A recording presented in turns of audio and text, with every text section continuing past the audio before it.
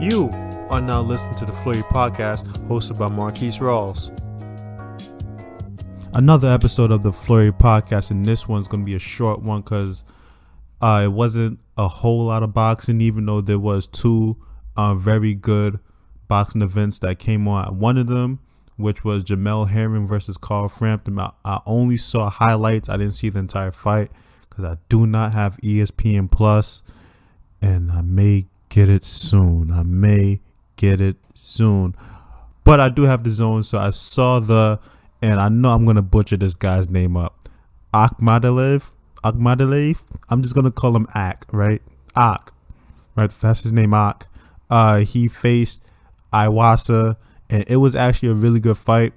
Iwasa, being a former champion, having really good experience. I thought he was going to come in, really use his experience and to his advantage, just have different tricks and crafts up his sleeve to, edge out some of the rounds. But Ak, he came through and he was not playing, not one bit. He came out coming forward as usual. If you've seen the few fights that he's had, he's always coming forward. He's the aggressor. He is a crafty puncher. He's not just a come forward head first and just like try to bulldoze you with no finesse. He actually has skill and talent when he's coming forward. So he was coming forward using his jab fantastically. The jab was so beautiful, man. It was almost like a one-on-one class on how to use your jab when coming forward and being the aggressor. That was so beautiful how he used his jab, and it really set up a lot of body shots he was doing, a lot of the power shots he was landing, all the hooks and everything. And Iwasa, he did his best to try to block them and dodge them and avoid them, but it was just too much for him.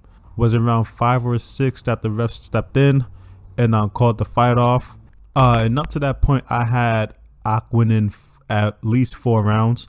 I gave Iwasa 1 round because, it was just a more of a feel out round, and he did some pretty good things in that round with his jab and his counters. But once Ak figured his stuff out, figured out the timer and everything, and he started applying the pressure, he just started laying it on him.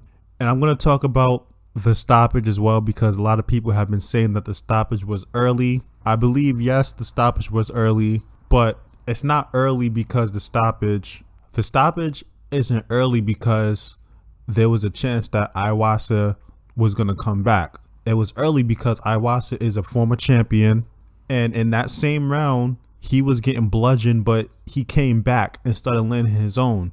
So when the second wave came at him, I had in my mind that, he could come back from this as well, because the second wave wasn't as strong and effective as the first wave. He was blocking a lot more punches in this second wave, so I figured that the ref is not going to stop it, because yes, he's getting hit a lot and is doing damage. This second wave is not as strong as the first wave, and Iwasa was blocking a lot of it. He really was blocking a lot of it, and being a former champion, he's used to fighting at high levels, so he knows how to make adjustments and come back and win rounds and possibly even win a fight. And to the people that are saying that he was going to go down and get knocked out eventually, you can say that.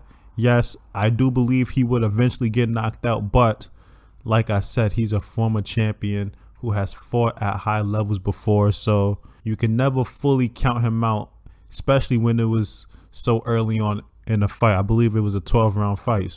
And it was only round 5 or 6 where they stopped it. They still had a good 6 rounds to go. So he could have definitely made a comeback. So it was an early stoppage, but it wasn't a bad stoppage. I think that's how I would describe it. If this was just a regular boxer, regular journeyman, someone who hasn't fought at the highest level, someone who's not a former champion, who don't have that type of resume, then we would definitely say good stoppage. The ref did the right thing. But in this situation, we would say something different. And like I said before, I did not see the Jamel Herring versus Carl Frampton fight, but I did see the highlights, so I'm going to touch on it very, very briefly before I end this.